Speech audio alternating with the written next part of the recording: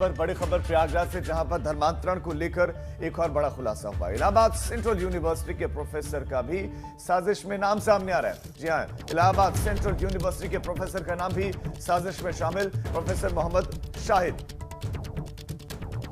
इनका नाम इस साजिश में शामिल बताया जा रहा है, नाम सामने आ रहा है। प्रोफेसर मोहम्मद शाहिद के भी साजिश में शामिल होने की खबर है। ब्रेन वॉश करके धर्मांतरण कराने का इन पर आरोप है। कानपुर की रिचा का ब्रेन वॉश कर धर्मांतरण करवाने का आरोप है। परिवार के साथ फिलहाल फरार है प्रोफेसर की तलाश में एटीएस यूपी जुटी हुई है। आरोप है कि प्रोफेसर शाहिद ने प्रयागराज में पढ़ाई के लिए कानपुर के रिचा का ब्रेन वॉश कर उसे इस्लाम धर्म कबूल करवा दिया था। धर्म परिवर्तन के बाद माहिम अली रिचा बन गई थी। धर्म परिवर्तन के बाद रिचा उर्फ माहिम अली ने परिवार से रिश्ता तोड़ दिया। नोएडा की कंपनी में इन दिनों नौकरी कर रहे हैं रिचा, और नौकरी से मिलने वाले पैसे का ज्यादातर हिस्सा एक मस्जिद को हर महीने दान दे देती है। आरोपी प्रोफेसर मोहम्मद शाहिद का विवादों से गहरा नाता रहा है। आरोपी प्रोफेसर पिछले साल जमातियों की मदद करने और मौलाना साथ से रिश्ते रखने के आरोप में भी महीने जेल में रह चुके हैं। और अब इस प्रोफेसर का धर्मांतरण से कनेक्शन लिंक, जिसमें युवती को, जिसका नाम रिचा है, उसको पहला फुसलाकर उसका धर्मांतरण करवा दिया गया। नौकरी वो कर रहे हैं कंपनी में, जो सैलरी, जो तनख्वाह पाती है, उसका एक हिस्सा वो मस्जिद में दे देती है। ये आरोप लग रहे हैं कि उसका धर्मांतरण पर करवा दिया गया, और परिवार से युवती ने, यानी कि रिचा ने, जिसका नाम माहिम अली अब रखा गया है, परिवार से उसने ताल्लुकात खत्म कर दिए। तो धर्मांतरण की ये तार कहां तक है, साजिश के तार कहां तक है, एक एक करके यूपी एटीएस पहुंच रहे हैं एक तक।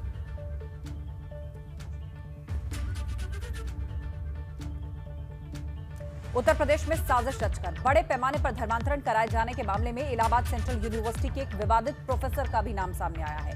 आरोप यह है कि पॉलिटिकल साइंस डिपार्टमेंट के इस प्रोफेसर ने कानपुर की एमबीए की छात्रा का इस तरह से ब्रेन वॉश किया कि उसने न सिर्फ अपने मजहब बदलकर इस्लाम धर्म को कबूल किया, बल्कि धर्म परिवर्तन के बाद अपने परिवार से हमेशा के लिए नाता तोड़ लिया। आरोपी प्रोफेसर एटीएस और दूसरी एजेंसियों के निशाने पर है।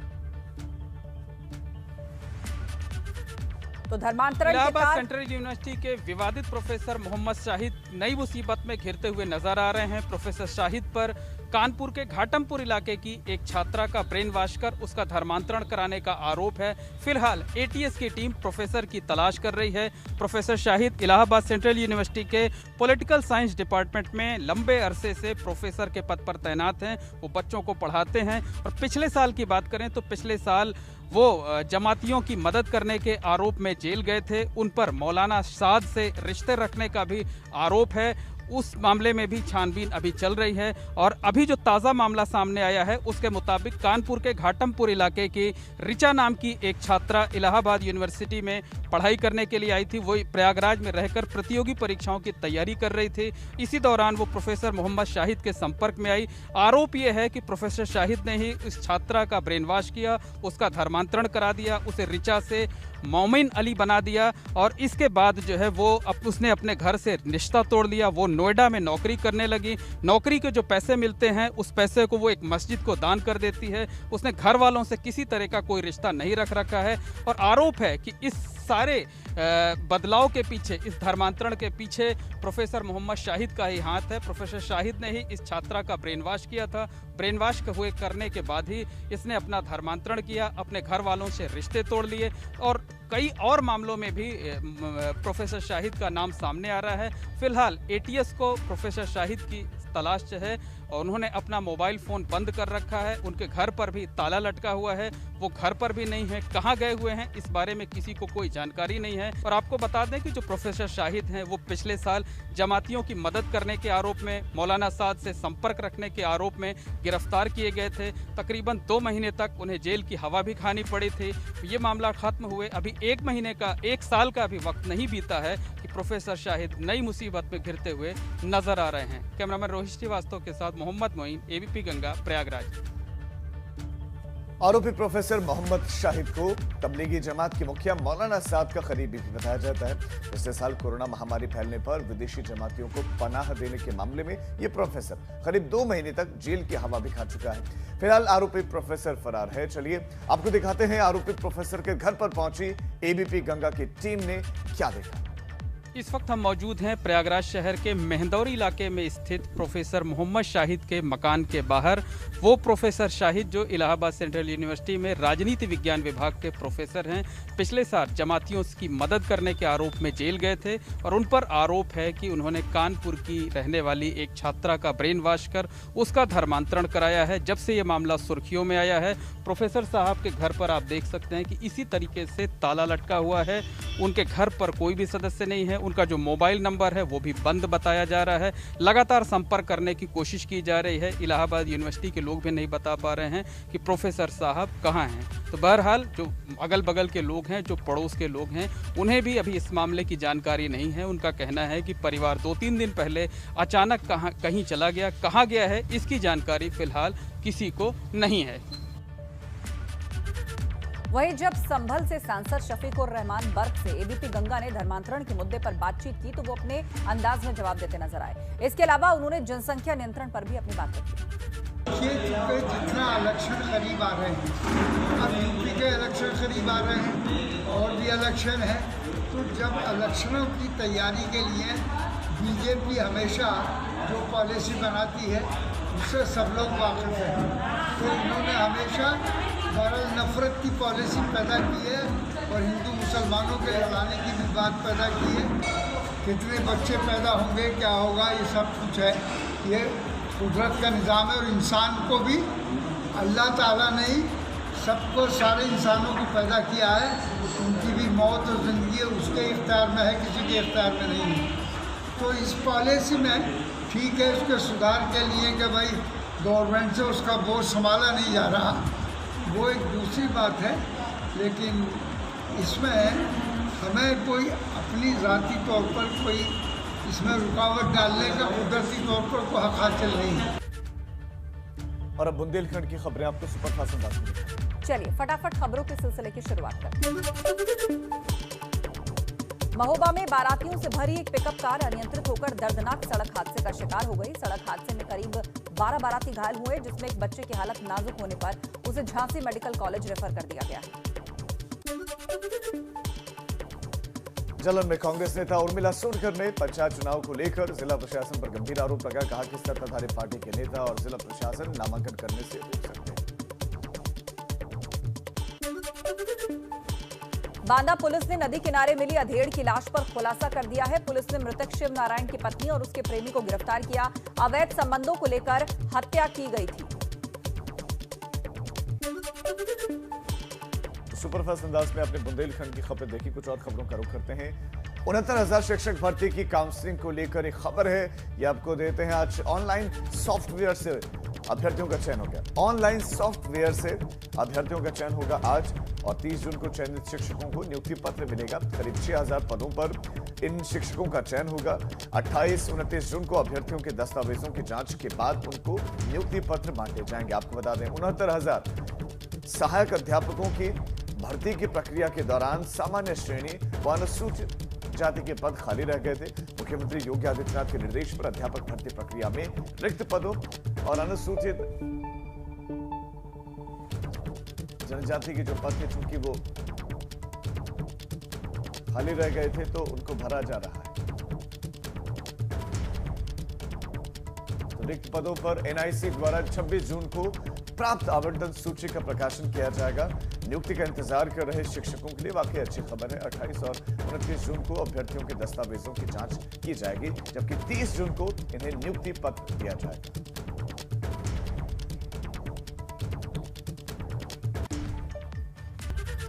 यूपी कैबिनेट ने यूपी लघु उद्योग निगम के कर्मचारियों के 7वें वेतन आयोग का लाभ दिए जाने के अलावा बेसिक शिक्षा विभाग में मृतक आश्रितों की नियुक्ति प्रक्रिया में संशोधन प्रस्ताव को मंजूरी दे दी है। यूपी कैबिनेट की बैठक में कुल 12 प्रस्तावों को मंजूरी मिली, जिसमें जेवर एयरपोर्ट के विस्तार के लिए जमीन लीज पर देने वालों को स्टैंप ड्यूटी में छूट के प्रस्ताव, चित्रकूट धाम तीर्थ विकास परिषद विधेयक को विधानमंडल में पेश करने, यूपी में 9.5 करोड़ पौधारोपण के लिए सभी विभागों को मुफ्त पौधे देने के प्रस्ताव को मंजूरी दी गई है। कैबिनेट पे हम लोगों ने चाहे राम मनोहर लोहिया हॉस्पिटल हो, चाहे पीजीआई हो, इनके इक्विपमेंट्स के उच्चीकरण के प्रस्ताव पारित किए हैं। और इनको जो इक्विपमेंट्स आधुनिक व्यवस्था है, जैसे लंग्स में इन्फेक्शन हो जाता तभी हमको हैदराबाद जाना पड़ता था, अब वो हमारे लखनऊ में हमारे ये बड़े हॉस्पिटल्स में ये सुविधाएं उपलब्ध हो जाएं, इसकी भी हम लोग चिंता कर रहे हैं। और जल्दी ये जो उच्च स्तरीय चिकित्सीय सुविधाएं हैं वो हमारे उत्तर प्रदेश में होंगी। और अब खबरें पश्चिमी उत्तर प्रदेश की सुपरफास्ट।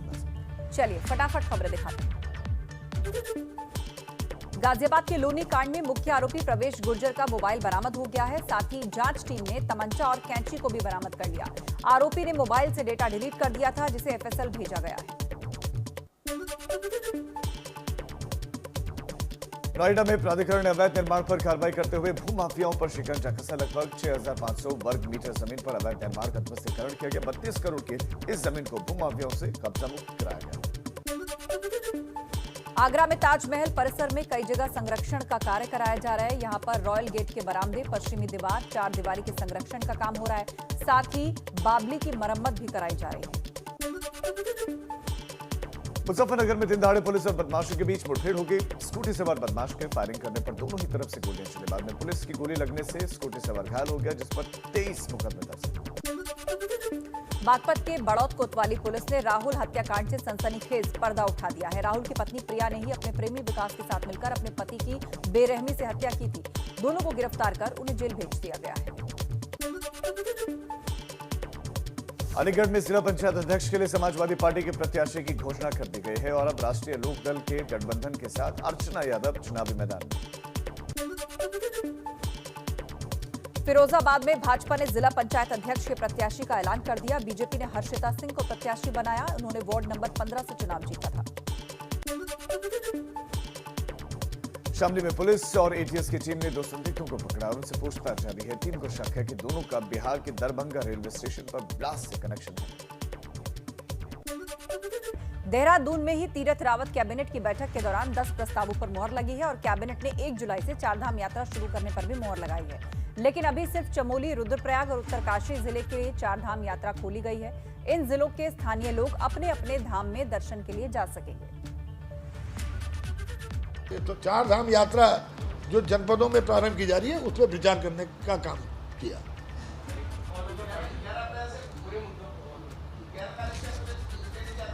देखिए, अभी मंत्रिमंडल ने पहले फेज में 1 जुलाई में जनपद के लोगों को अपने अपने जनपद में स्थित धार्मिक जो हमारे धाम हैं उनके दर्शन का निर्णय लिया है।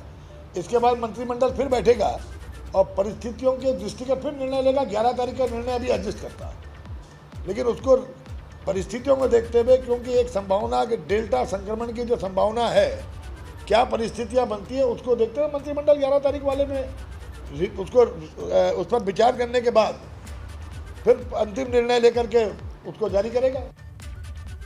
4 धाम यात्रा शुरू नहीं होने से केदारनाथ धाम में सन्नाटा पसरा हुआ है। इन दिनों जहां केदारनाथ धाम में चहल पहल रहती थी, वहां धाम में एक भी भक्त नजर नहीं आ रहा।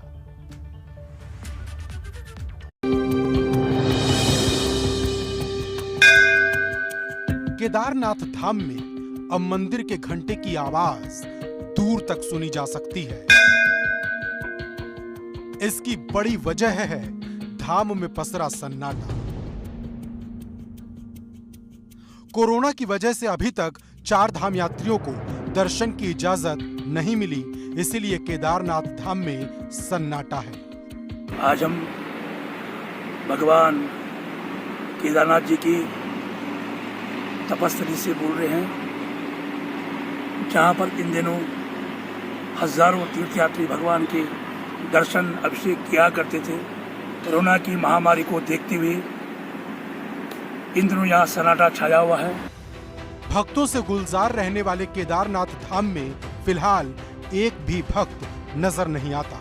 यहाँ पर महज कुछ पुजारी ही पूजा पाठ का काम करते हैं। सरकार की नई गाइडलाइंस के मुताबिक 1 जुलाई से 4 धाम यात्रा शुरू होने जा रही। प्रशासन उसकी तैयारियों में जुटा है।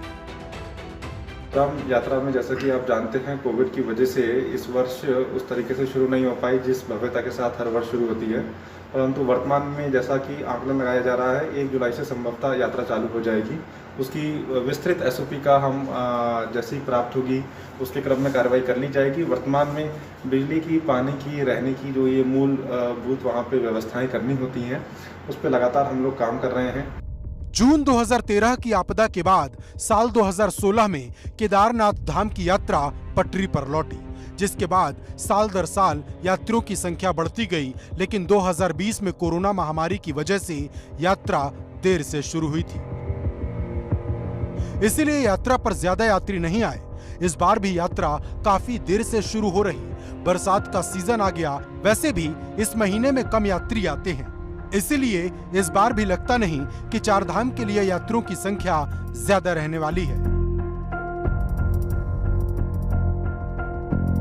ABP गंगा के लिए रुद्रप्रयाग से रोहित डिमरी की रिपोर्ट। और चलिए आगे बढ़ते हैं अगली खबर की ओर। इंदिरा हृदयेश के निधन के बाद अब नए नेता प्रतिपक्ष के नाम पर चर्चा होने लगी है। हल्द्वानी पहुंचे कांग्रेस प्रदेश प्रभारी देवेंद्र यादव ने कहा कि अगले 2 से 3 दिन के भीतर नेता प्रतिपक्ष के नाम पर फैसला ले लिया जाएगा। देवेंद्र यादव ने यह भी बताया कि पार्टी विधायकों और नेताओं से इस पर चर्चा कर ली गई है। सितंबर में विधानसभा सत्र को देखते हुए जल्दी पार्टी के सभी नेता बैठकर इस पर फैसला ले लेंगे। 2-3 दिन में हम इसके ऊपर फैसला करेंगे। सभी की चर्चा हमने की है, चाहे जो हमारे MLA हैं उनके साथ या सीनियर लीडर्स के साथ, सभी के साथ फ़ोन पे चर्चा हुई है। अगले 2-3 दिन में पुनः फिजिकली बैठकर, आमने सामने बैठकर CLP की मीटिंग बुलाकर इसके ऊपर फैसला लिया। और अब उत्तराखंड की खबरें सुपरफास्ट अंदाज में। चलिए शुरुआत करते हैं। देहरादून में तीरथ कैबिनेट की अहम बैठक हुई, जिसमें कुल 10 प्रस्तावों पर कैबिनेट की मोहर लगी। 4 धाम यात्रा पर भी बड़ा फैसला लिया गया। कैबिनेट बैठक में 4 धाम यात्रा शुरू करने का फैसला हुआ। 1 जुलाई से चमोली, रुद्रप्रयाग और उत्तरकाशी के लिए 4 धाम यात्रा खुलेगी। कुंभ में कोरोना रिपोर्ट को लेकर हुए फर्जीवाड़े के खिलाफ हरिद्वार में कांग्रेस नेताओं ने उपवास रखा। प्रीतम सिंह की अगुवाई में कार्यकर्ताओं ने उपवास रखा। साथ ही हाईकोर्ट के जज की निगरानी में मामले की न्यायिक जांच की मांग की। ऋषिकेश में एक कार के डिवाइडर से टकराने के बाद उसमें आग लग गई। गनीमत रही कि कार सवार 5 लोग किसी तरह बाहर निकल गए, जिससे उनकी जान बच गई। उत्तराखंड में मौसम विभाग का पूर्वानुमान एक बार फिर से सटीक साबित हुआ। हल्द्वानी में मूसलाधार बारिश हुई, इससे तापमान में गिरावट भले ही आई, मगर पहाड़ में लैंडस्लाइड का खतरा भी बढ़ गया है।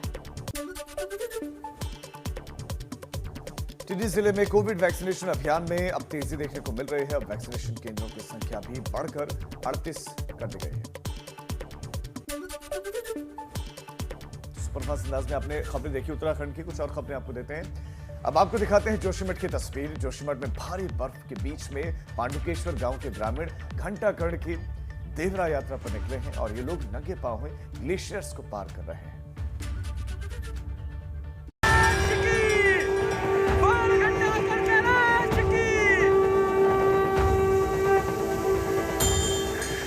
ये भगवान के भक्तों की आस्था है।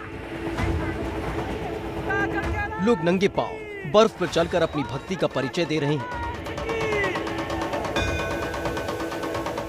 पांडुकेश्वर गांव के ग्रामीण भगवान घंटाकर्ण के देवरा यात्रा पर निकले। खून जमा देने वाली बर्फ पर पैर रखना मुश्किल है, मगर ग्रामीणों पर आस्था इस कदर हावी है कि उन्हें इसका जरा भी एहसास नहीं हो रहा है। यहाँ सिर्फ ठंडा माहौल ही चुनौती नहीं है, गहरी घाटियां इंसान के हौसले की परीक्षा लेती हैं। जरा सी चूक हुई नहीं कि सीधा मौत से सामना होता है। लेकिन भगवान की भक्ति में मस्त इन ग्रामीणों को न इसका खौफ है और न ही किसी अंजाम की कोई फिक्र। इनके लिए तो अभी बस भगवान घंटाकर्ण की भक्ति ही सब कुछ है।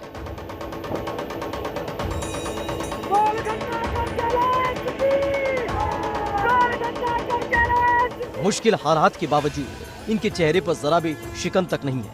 ये लोग भगवान बद्री विशाल और घंटाकर्ण के जयकारे के साथ अपने सफर पर आगे बढ़ते जा रहे हैं।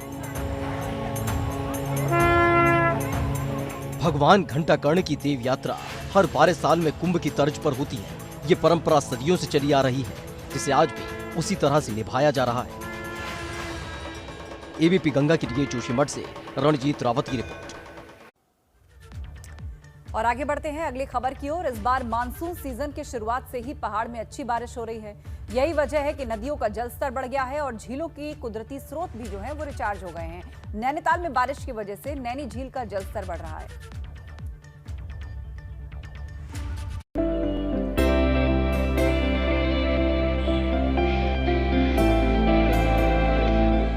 पहाड़ों में हो रही बारिश कहीं आफत बन रही है तो कहीं पर वरदान भी साबित हो रही है। नैनीताल में बारिश की वजह से कई साल बाद नैनी झील के जलस्तर में इतनी बढ़ोतरी देखी गई है। अब आपको दिखाते हैं पिछले कुछ साल के दौरान नैनी झील का जलस्तर किस तरह से रहा है। साल 2013 में आई आपदा के दौरान झील का जलस्तर सामान्य से 8 फीट ऊपर पहुंच गया था, यानी झील पानी से लबालब भर गई थी। 2015 से लेकर 2018 तक झील के जलस्तर में लगातार गिरावट दर्ज की गई, जबकि 2019 में झील का जलस्तर फिर से बढ़ा और 2020 में झील के जलस्तर में करीब 6.5 फीट की बढ़ोतरी हुई। वहीं 2021 में अब तक झील का जलस्तर करीब 6 फीट बढ़ चुका है। 19 जून से अभी तक 21 जून तक में 247 mm बारिश नैनीताल में हुआ है, जिससे लेक के लेवल में लगभग 3.25 फीट की वृद्धि हुई है। यदि बरसात जो इस समय तक रिकॉर्डेड है 869 mm के लगभग हो चुका है। सामान्य बरसात जो नैनीताल का है लगभग 1500-1600 mm के आसपास होता है। तो इस तरीके से आप समझ सकते हैं कि 50% रेनफॉल हो चुका है। अब आने वाले समय 15 अक्टूबर तक अगर इसी प्रकार से बारिश इंटरमिटेंट रेनफॉल हुई तो लेक लेवल लगभग 12 फीट पर पहुंचने के पूर्ण आसार है। नैनी झील का जलस्तर बढ़ना प्रशासन के लिए बहुत बड़ी राहत की बात है। नैनी झील न सिर्फ शहर के व्यापारियों के लिए व्यापार का बड़ा जरिया है, बल्कि ये शहर में पानी की जरूरत भी पूरी करती है। एबीपी गंगा के लिए नैनीताल से कमल जगाती की रिपोर्ट।